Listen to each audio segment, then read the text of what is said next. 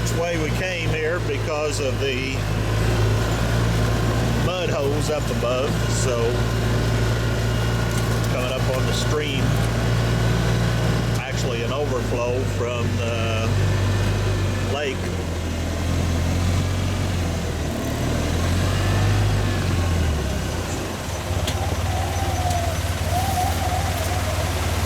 Well, you'd like to have something like this in your backyard. Yeah.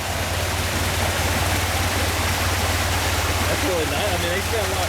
Looks like they probably put a lot of rocks so it doesn't erode. I mean, it's yeah. a little stream way all the way back here. Rip rap down through there. Well, it's a little funky